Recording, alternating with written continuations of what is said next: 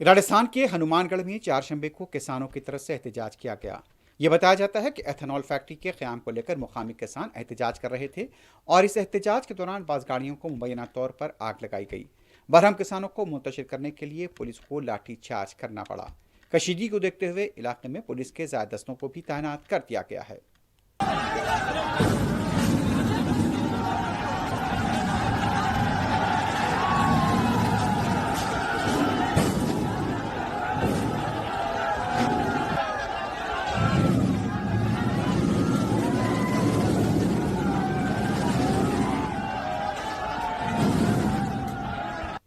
सरकारी को नहीं, सरकारी एक है।